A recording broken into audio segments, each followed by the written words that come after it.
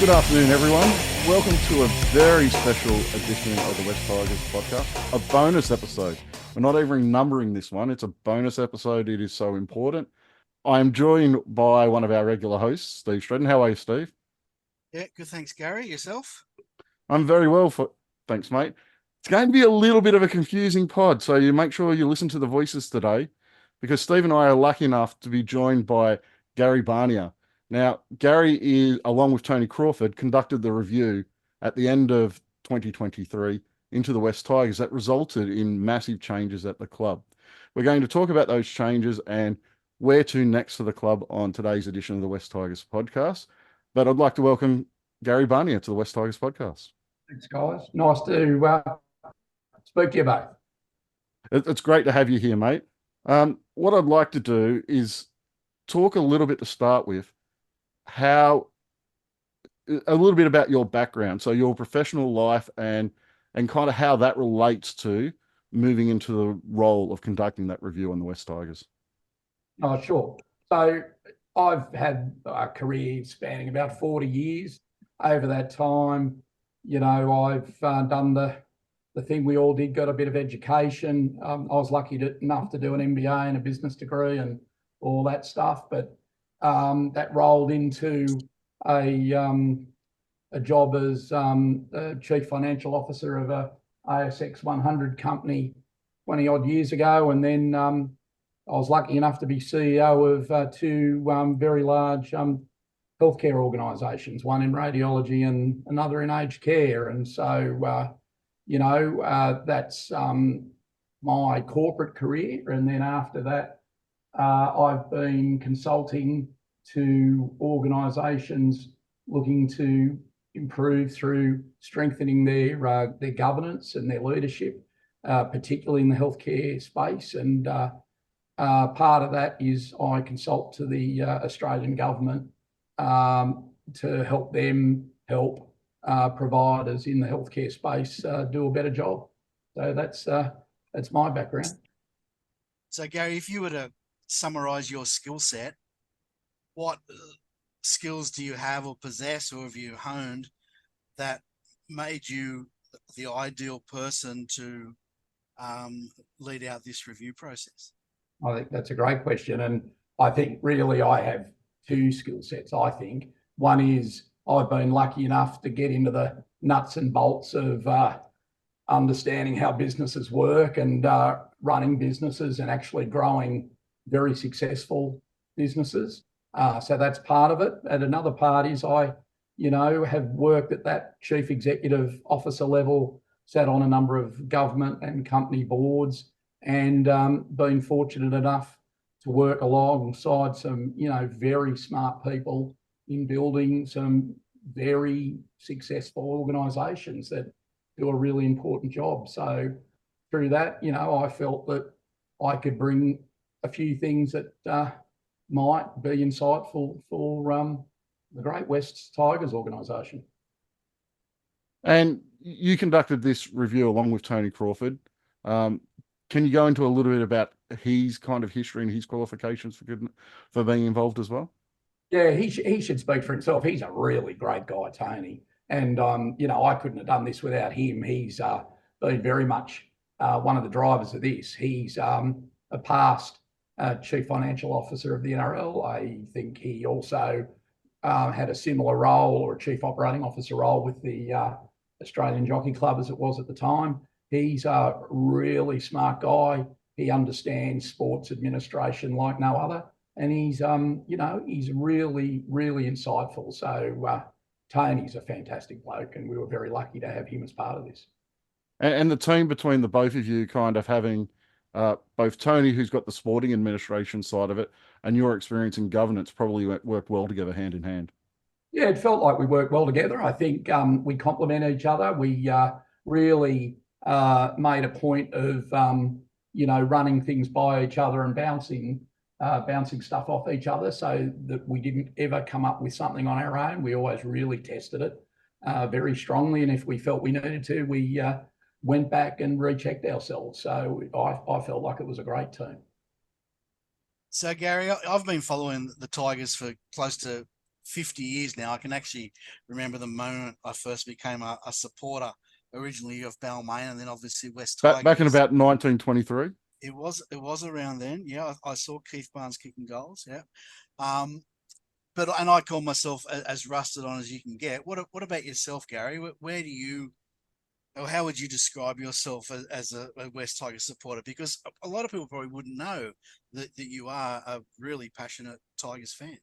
Yeah, I am a absolutely passionate West Tigers fan, and I've been there since the merger commenced. And prior to that, myself and my family were very strong and supporters of West Magpies, and continue to be. My grandfather and his family grew up in Summerhill. He played for the Federals and played lower grades for the Magpies. My dad, very big supporter. He took me as a junior to Lidcombe Oval. I saw every home game in 1978. Was fortunate enough to go to the Amco Cup in 75, I think it was, and see us win that. I've always been a big supporter, and when the merger happened, I took the decision to really get behind that. And at one time, I was lucky enough to be part of the leadership of Weston's biscuits that used to have the old Weston's wagon wheels, and we used to give them out at the games. People probably don't remember. Mate, I love a wagon wheel.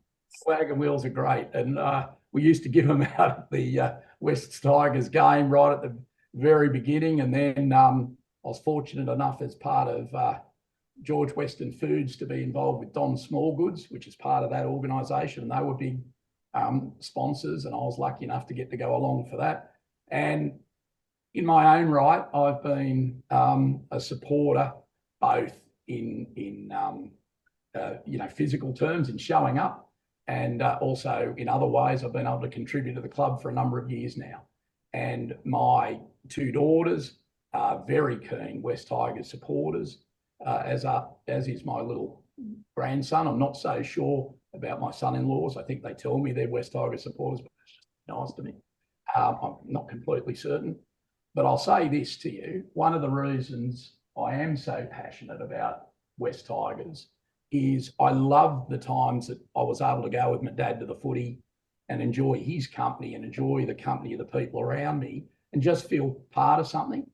And as I've got older and my kids have grown up and now I've got a grandson, I just really cherish that, and it matters a lot to me.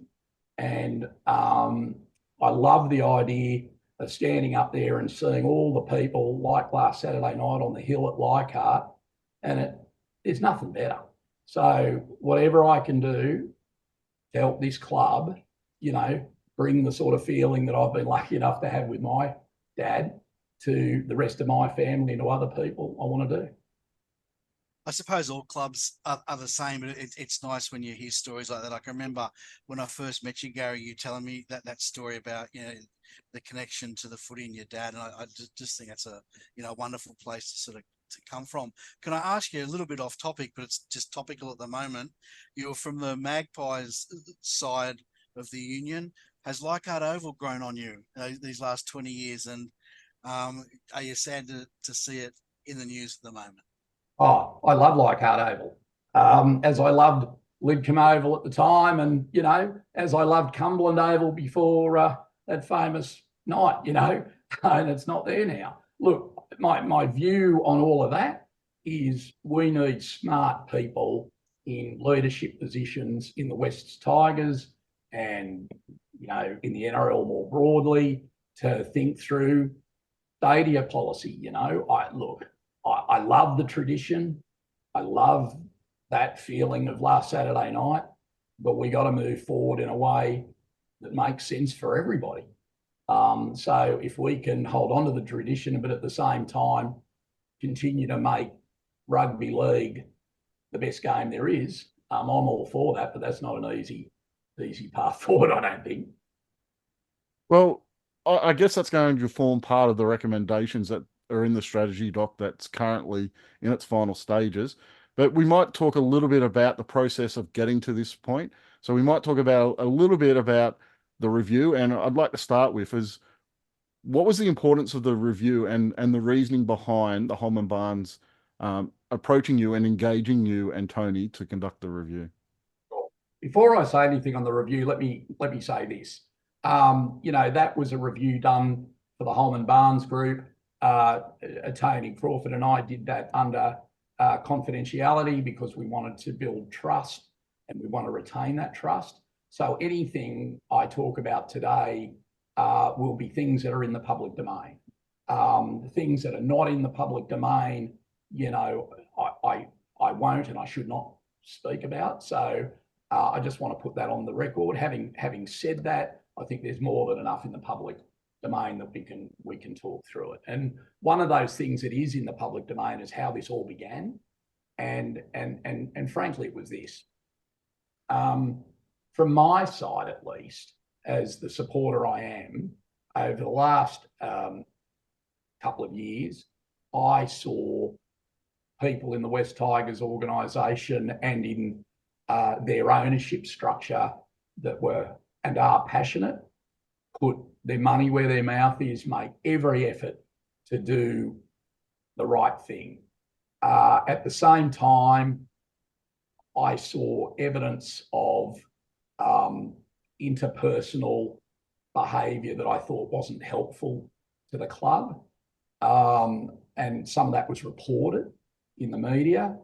I also saw corporate behaviour around recruitment, around exiting people, around who was responsible for the footy versus who was responsible for the business side of the club, that felt to me that there was a lack of clarity and a lack of direction, despite all the strong desire from the people who were running the show and involved in the business to do the best they could.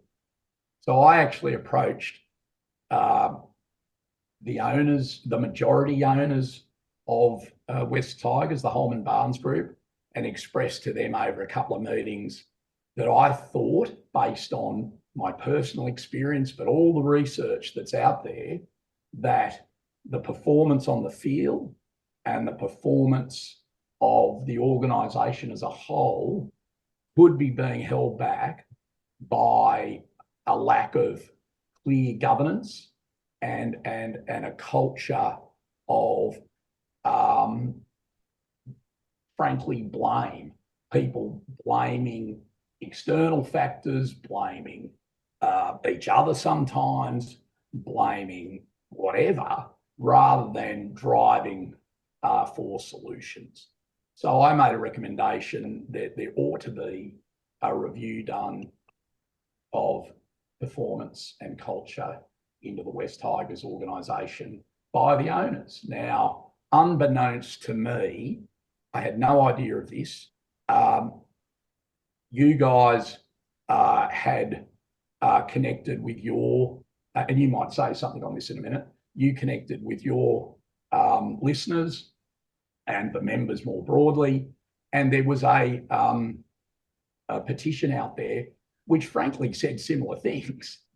And that was sent to Holman Barnes, and they had that at the same time as I was speaking to them, and they were thinking through what was the best way forward. And so when I made this recommendation to them, it felt to them that that was just good timing.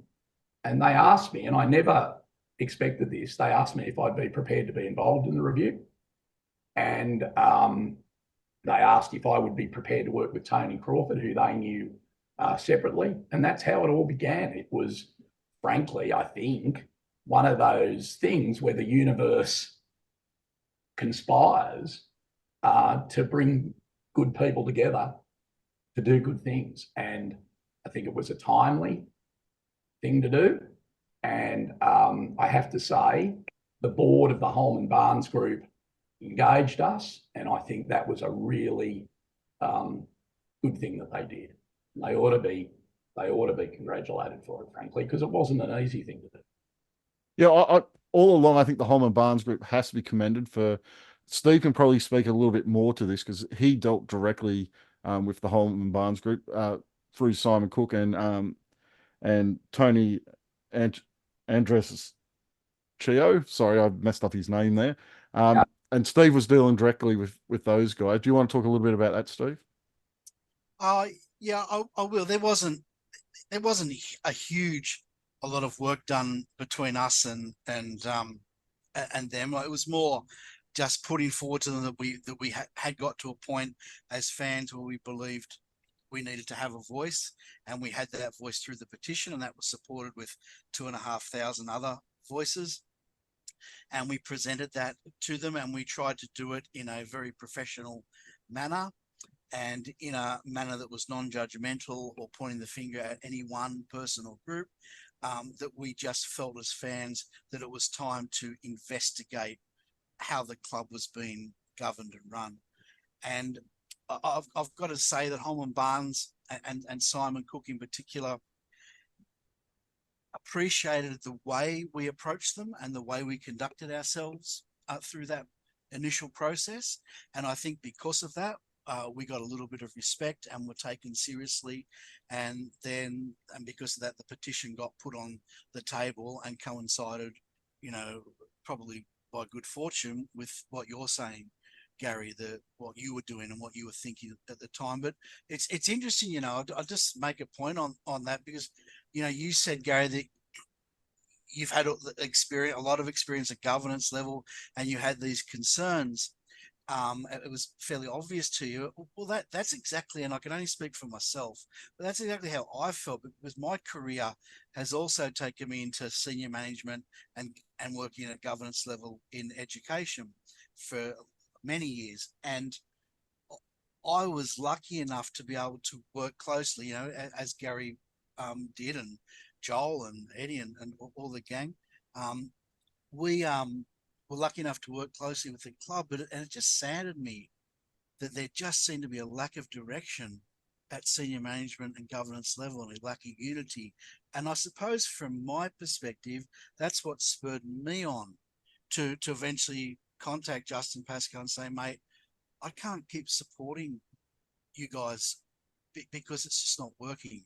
And so there's like a synergy between the two of us, I think. Do you have anything to comment on, Gary, about that? Yeah, I think that's exactly right. One thing I would say is my past tells me that very rarely is this a personal matter. Very rarely is this due to poor behaviour by any single person or, any bad, single actor. Very commonly what it is just the dynamic of the organisation and how everybody acts on each other. It's like in a footy team, very commonly you can have the very, very best, and maybe there's a team out there or two you can think of at the moment where they've got the very best players and it's just not quite working out at the moment. And sometimes you just got to take a fresh look. And I'll say this, there are people who ended up coming out of the West Tigers organisation who are really good people, either through putting, real big money into our club and the NRL more broadly, or putting really great skills to work in their, in the commercial realm and the like. So I think it's not a personal matter for me. It's just how the organisation and the shareholders and the whole thing was working as a dynamic. It just didn't feel to me like it was all operating that well, and I felt like it just needed a reset and a good clear set of rules going forward of how everyone operates together. So Gary, you mentioned like that you approached Holman Barnes and that they were in the process of thinking, what are we going to do at the present time?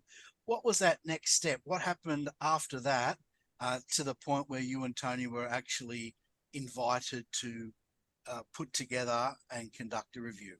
Yeah, so we were asked to put a proposal forward, which we did. There was an engagement letter that we put together, which the board signed. It met and signed. And then we went forward with that. Now, that process that we recommended involved doing a review of documentation, interviews. We did nearly 60 interviews, and we interviewed all stakeholder groups, and I might come back to that in a minute. And it also involved observation. And when we kicked off, it was almost immediately clear to us that there were dysfunctional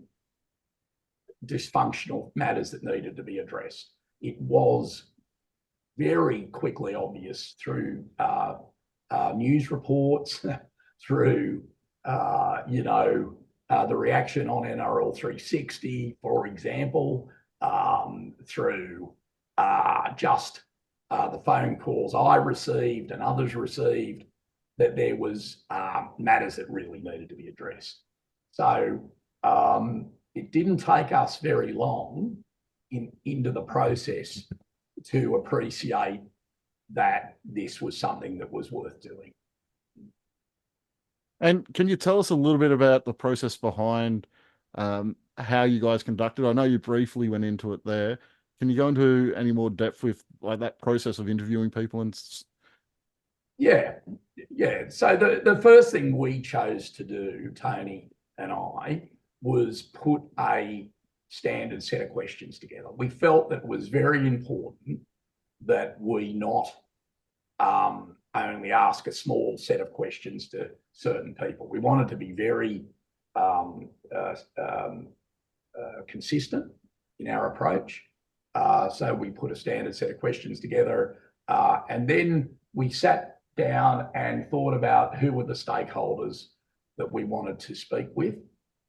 And in all 360 reviews, and I'm sure you guys have been involved in them, and many people listening to this podcast will have been involved in 360-degree reviews, you want to make sure that you engage with all stakeholders. Now, one of the things that I found very interesting is early on, certain journalists. why would you talk to a journalist, mate?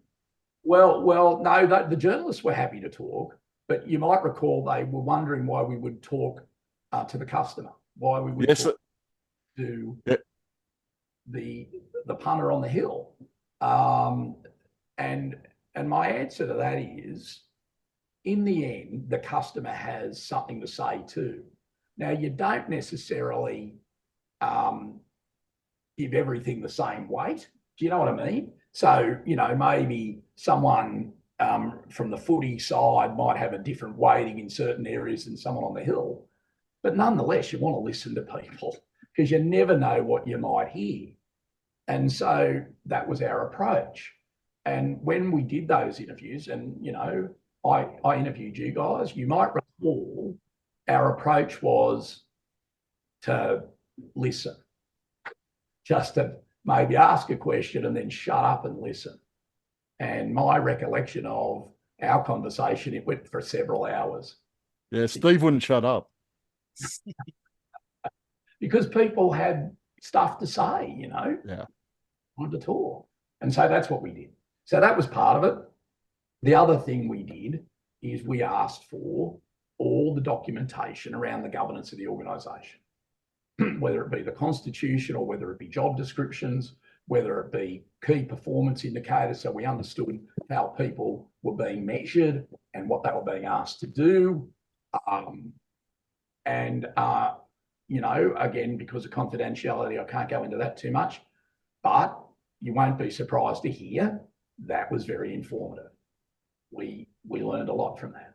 So through that process and through the interviews, we learned a lot. And then we got to watch how people were acting in those 6 or 8 weeks.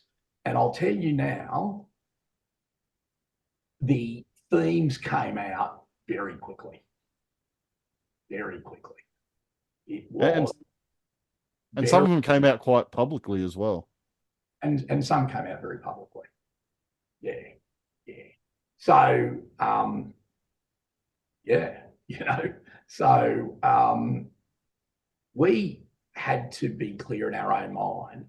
We were doing this to improve the club. It was all about the club and doing the best for the club.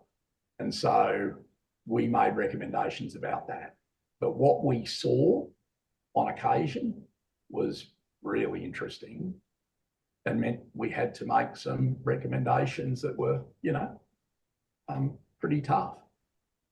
So after going through that process and collecting all your data and your information, and you're exactly right, any organization that's doing a review that isn't speaking to its customers, that isn't speaking to its clients, is doing itself a disservice, because that's who you're trying to sell to. And if you don't know where they're standing, then it can be pointless to actually conduct the review. You're only going to hear the voice of the organization, and that's not what you want to do.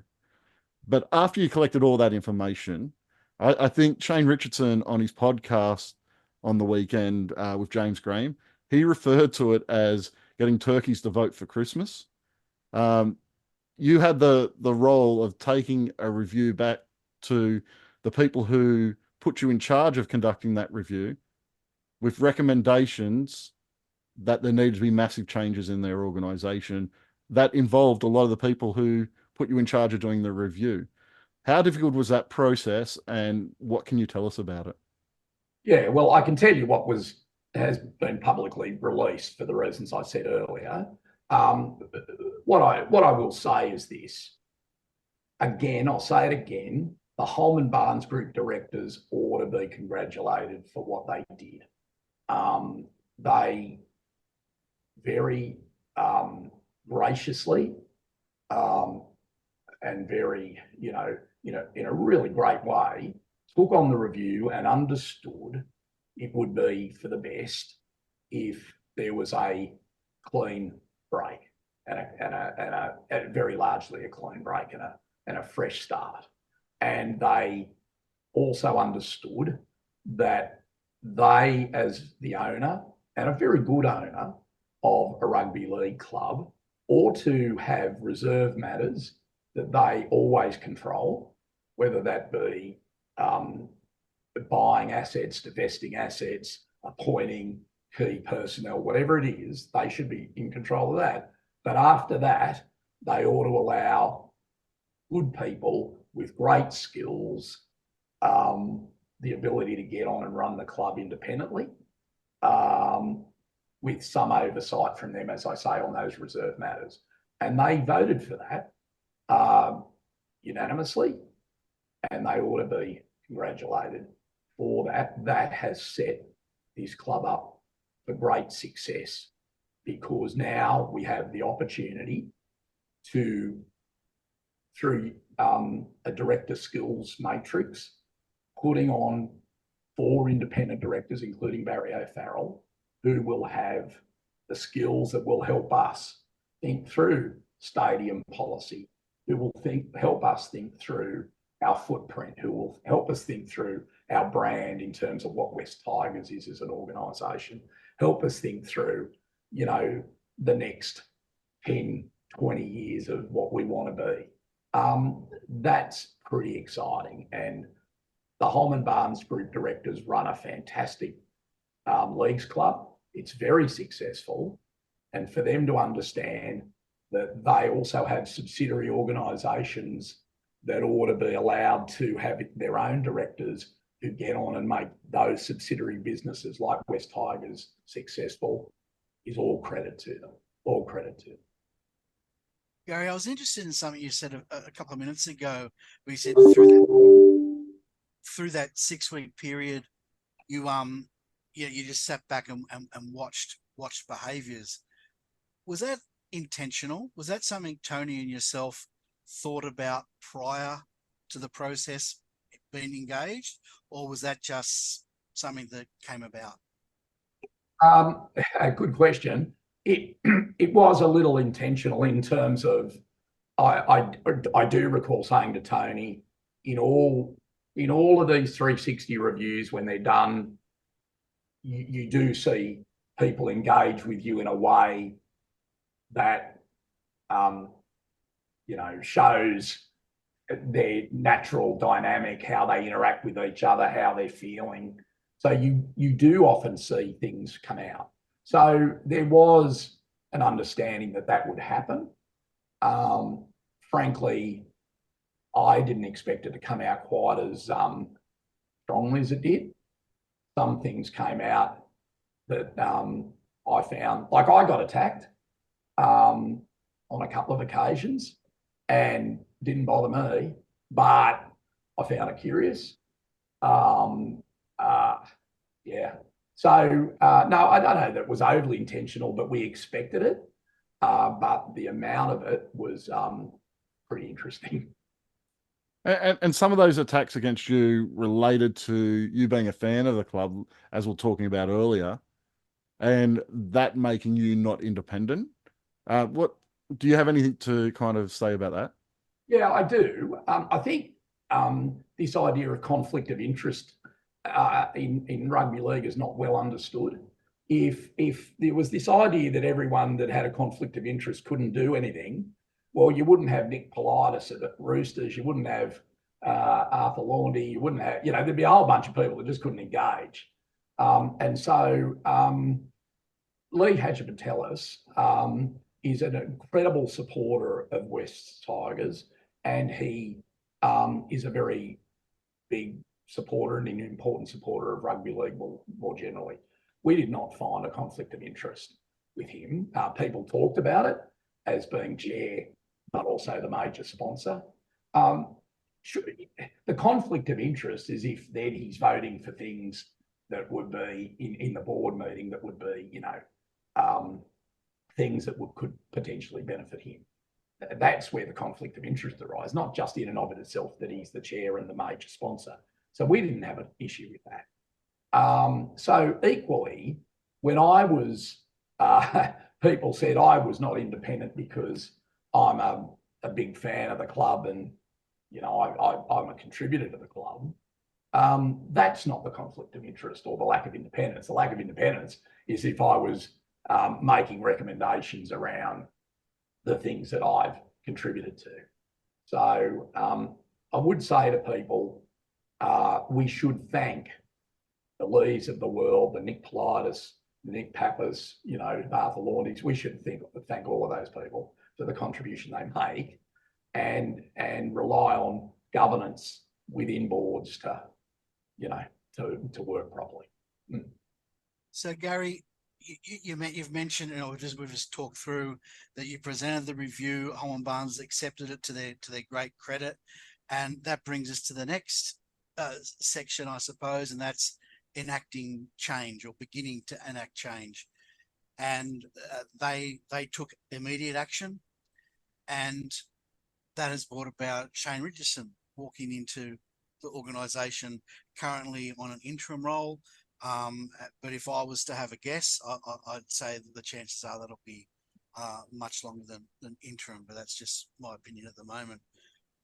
What does Shane Richardson, or even saying a strong CEO, what does he bring to West Tigers, and why is someone like him so important to us?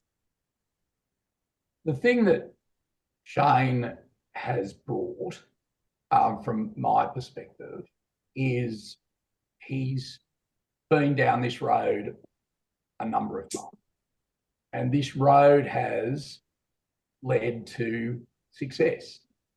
So we have a person in Richo who is not only a successful person, but he knows about getting involved in an organisation that requires a few key things to happen quickly, a few more things to happen, and then a few more things. And through being very focused, concentrating on those few things, getting stuff done. And the thing that I've seen in Richo is a real desire to empower people. He's empowered Benji, I think, in a way that Benji will just just do wonders. You know, he's clearly a very smart human being, Benji. He's, you know, an amazing football brain, and he's got control of the footy department. And that's him. And Richo's all about empowering that. So we've got a bloke in Richo who's done it before, been successful, and he's really keen to allow people to get on and do their jobs. And that's exactly what we need. The other thing I would say is this has not been an easy thing in the last 3 or 4 months. This has not been easy. Any organisation that's been through this knows this is tough, but it's actually felt okay. It's actually felt like we're going in the right direction. I can tell you that that's an incredible credit to Benji, who I suspect, I've never spoken to Benji, but I suspect has told everyone in the footy department to get on with it, and they're getting on with it. And it's also a great credit to Barry O'Farrell and Richo and all the directors of the owners and the directors inside West Tigers, that they've all come together and just simply got on with it. And, you know, Richo is someone who instills confidence, I think, such that people are just getting on with it. I got to say, I don't know how you guys feel, but for the amount of change that's happened, I got to say it feels okay. And there's a lot to do, but it feels okay. I think the fan base was waiting for that change. It was waiting for a reset. After 12 years, I think it was a very disengaged franchise, fan base, not franchise, disenfranchised fan base last season, especially as the season wound towards the end. I think the change refreshed the fan base to a certain extent. I think the win last weekend really helped with that as well. And if we continue to start to see we've seen the improvements off the field. There's significant improvements that can be seen at the club already. Even things like what many clubs would have as bad news, as Shane Richardson coming out and saying that our membership count was wrong, that we're not really at 20,000, that we're at 7.5. That would be a very traumatic thing for most clubs, I think. And if that had have been announced this time last year under the current situation, there would have been massive uproar around it. And I think the fact that that was taken by the fan base the way it was, I think is a sign that the fan base was really looking for that fresh start. Yeah, I think that's right. It feels okay to me. One thing I would say is there's still much change to do. There's still a lot to do. Yeah. Well, we don't even have a board in place yet, a full board. Right. So there's still a lot to do. And I encourage everybody, the owners, the people who work inside West Tigers, and I might not have said this, I get to meet some of the staff who work in the West Tigers. Gee, they're a great bunch of humans, really great. They're right there for the club, you know. But I encourage the owners, I encourage the people inside West Tigers, and I encourage all the fans to stick at it, because I think we're heading to a pretty special place if we all stick at it. Saturday night was certainly a step in the right direction. That's for sure. I hope we can replicate that. What about more specifically, Gary? What do you think? What do you think we need to be doing next? What are the next steps that need to be taken? I think the first thing we need to do is we need to put in place the building blocks that make sure that the changes that have been agreed out of the review and the strategy that Barry and Richo put forward are absolutely underpinned. So we need to refresh the constitution of West Tigers, and we need to have that document put in place. We need to put a director's skills matrix in place, and we need to recruit to that and get the very, very best independent directors we can. And we should ask each of the owners, when they have their director representative on the board, that they meet those skills matrices as well, because we need our directors of our great club to help us resolve some big things going forward. The other sorry, Gary, continue. Sorry, mate. All I was going to say is the other things we need to do are in the HR space. You know, we need to put in place a strong set of values and behaviours, document those. We've got to have proper key performance indicators in everyone's job descriptions. We got to have this as a high performing organisation, and we need the owner directors and the owners to sign off to all of this and commit to it, because this is the only way we're going to take this club forward and keep it where we want it to be. Now, you referenced the constitutional changes to the club a moment ago. West Tigers fans for the entire history of our club have heard about the constitution of the club with no real details kind of surrounding that. Is there any light you can kind of shed onto those changes? Oh, they're simply to enshrine the independence of the board, as we've talked about, to enshrine how the owners concentrate on the reserved matters, which is a small set of matters that they make decisions about, but that the West Tigers board makes all other decisions, to enshrine the responsibility of the West Tigers chair and the CEO, to enshrine the skills matrix that we recruit the directors against, and all those other matters. But it's just to have a document that underpins all the things that we're trying to achieve and have been publicly talked about. We can't go back. Yeah, sliding back is something that definitely can't happen at our club. These changes have given me, as a fan, I think most of the fan base, a sense that we're starting to move in the right direction. One of the key elements that Shane Richardson has spoken about since his appointment is the strategic document that's going to be released. That's in the final stages now, I think, of being prepared. Do you have any updates on that at all? I don't. That's entirely a matter. Look, let me talk about me for a second in terms of what my role is going forward. I don't have one. I have assisted with the review. I'm pleased to have done that. I'm strongly of the view that we ought to make sure we get all the elements in place that enshrine those things, as I've just talked about. But now I'm a member of this club and a proud member of this club.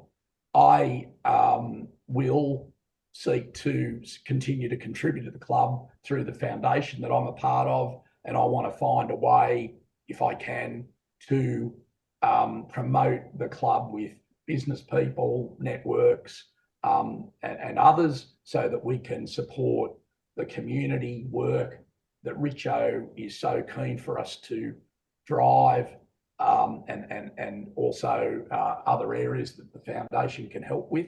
But other than that, I'm a proud member. So I have no insight into the strategy document. That's a matter for Richo and Barry and their board. But I have no doubt it will be a very good document.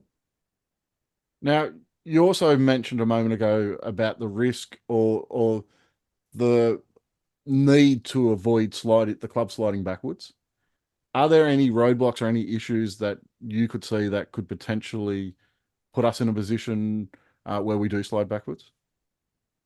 Yes, I think there's a couple of ways that might happen. One is, what do we all do if, God forbid, we lose a few games in a row?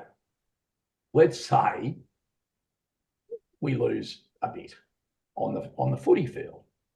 Now, I've asked people that in certain places without breaching confidences, and I've had a variety of answers. But surely the only answer we should give is, have we got a plan? Is it a good plan? Therefore, if it is, we should stick to the plan and we should get on with it. And so that's what I think around that. I think it's important for us all to be confident in the plan and keep pursuing it. I do worry about the volatility of this organisation in terms of the past volatility. I mean, we fans have been, pretty disappointed over the years. So we do tend to go up and down a bit. And I think there's been some evidence of that in the owner group, and also I think in other parts. And we've all got to just accept that there might be some bumps on the road to greater success, and we should stick at it. The other thing that I'm concerned about is, like you, perhaps, I read in the paper last Saturday or Sunday that there has been a change in the chairman's and deputy chairman's role at Holman Barnes Group, who's one of the owners. I'm not sure why that change happened, but I understand that the chair and deputy chair who supported this review being done have lost their positions, and the two people stepping in have, at least informally, expressed some concerns about the review. Now, that might be a complete misunderstanding on my behalf. And so I'll say this. Holman Barnes Group, if I'm sticking up for governance, I should say this. Holman Barnes Group has every right to change its chair, has every right to have votes and put in place whoever they want. But the new chair, as part of strong leadership, ought to very soon stand up and put their position as to their support for the review and for the unanimous support of all the recommendations in that review that was voted on only a few months ago, reiterate that support, and then let Barry and Richo get on with it. It could simply be Nervous Nelly's misunderstanding what happened last Saturday. And so it would be so easy just to put that to bed. But to bed it should be put. So I encourage Julie, congratulations for being voted as the new chair of the Holman Barnes Group. But I encourage Julie to stand up soon, very soon, and express her and reiterate her support for the outcome of the review, the previous unanimous vote of the recommendations, and that they will fulsomely support the strategy that Richo and Barry will put out shortly.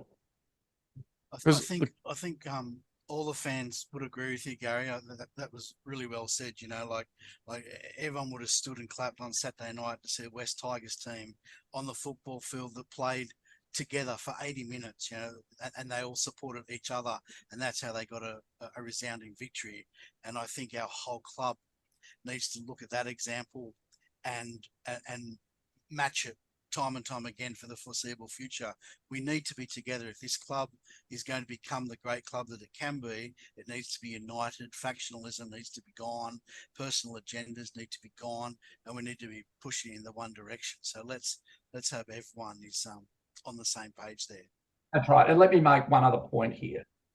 Directors have a fiduciary duty. And so even though Holman Barnes Group owns, the majority of West Tigers, the directors of Holman Barnes have a fiduciary duty to see that business flourish. And so they don't have to agree with, the current position, but they need to come up with a better one if they don't agree with this. And if they don't support this and the outcome of that is this business falls backwards, those directors put themselves at risk. they ought not reduce the value of the subsidiary clubs that they own. So I very firmly say to them, please come out and support what's occurred because it's for the betterment of West Tigers. I think it's very important that they come out and state their position. The concern for me is both Julie and Dennis Burgess, who was voted in as the deputy, they were both directors of the West Tigers who lost their positions on the West Tigers board through what happened at the end of last year. And I think that's why it's really important, because a lot of people in the fan base are going to look at that and think, well, maybe this change is an attempt for those people to get themselves back onto the board or get those positions back. And I'm not saying this is anyone's belief, but there is, fans can take it that way. So I think it's really important that those positions are made clear, because the biggest problem I've had with this club over the last 5 to 10 years is our inability to maintain a direction. We've swapped and changed from where we're going constantly. Yeah, like the Tim Sheens example is the one I use all the time. He was brought in to work in pathways, and then he was upgraded a couple of times, ended up as head of football, and then ended up as coach, and then within 12 months was gone from the club. Those changes in direction at our club need to stop. And that's at the micro football level. We've had a massive change of direction of our club at the top. And as a club, we cannot be 6 months later. It's not even 6 months. We're 4 months down the track now. We can't be throwing all that out. We can't be throwing out the decisions the club made, the Holman Barnes Group made after that review. We can't be throwing those out and changing direction again, because there is just signs of things starting to improve now. And West Tigers in the past has always found a way of shooting themselves in the foot by changing direction at the slightest sign of trouble. And we need to avoid that. So I do want to agree with you, Gary. I want to say that, Julie, get out there and tell us what your plans are. Tell us if you're going to follow through on what was decided last December, because it's crucial for our club. And it could well be I'm just being a nervous Nelly and there is no issue here. And so it's so easy to put this to bed. So let's put it to bed. All right, Gary. Well, look, this has been a pretty heavy hour. I know I'm feeling tired. And I was only asking some of the questions, and I know Gary feels tired just setting up the Zoom. So I can imagine you're a bit worn out. But we are armchair experts here on West Tigers podcast. So this is the question that is we're getting to the end, and this is the question, the most important question. This is it, mate. This is it. This is what your whole reputation is going to rest on, Gary. How do we beat the Eels on Easter Monday? Oh, look, I think if we show, our team shows the same spirit and the same intensity that they showed on Saturday night, they'll beat them. They'll beat them. You look at the teams side by side. Gee, we got a good side. We got the thing I like, it's a young group of guys coming through, isn't it? And every week they just look better. Oh, listen, if I had a lazy $10, I'd put it on the Tigers on the nose. There you go. And sounds like you sorry, Gary, but it sounds like you think we've got a capable team that could sneak into the 8 with a little bit of luck. I know another good judge who believes that. I think over to you, Gary. I've never one to put firm things like that on. I think we're going to do better this year, but I reckon Easter Monday, we're a good chance. And how good is it to the big thing I think we got from the changes is that, especially us guys on the pod, we've been able to talk about football again. You must be looking forward to just being that fan, just being that member again. I love the footy. Love the footy. Well, I have to say, Gary, thank you for your time this afternoon. I think I've learned a lot. I'm sure Steve has, and I'm sure our listeners have as well. Thank you for giving up your time and coming on and joining us. But really, a bigger thank you for the effort you put in conducting that review last year, the changes you were able to recommend and see through with the Holman Barnes Group. you must be commended for it, along with the Holman Barnes Group. Holman Barnes Group did a wonderful thing accepting these recommendations. But to you and Tony, on behalf of myself, my family, the guys on the pod, and all 2,000 people who signed that petition, a big thank you to you, mate. Thank you. And I'll happily have a beer with all 2,000. And I couldn't have done it without Tony Crawford and that board, as you say. Thanks, guys. All right. Thank you. Thanks.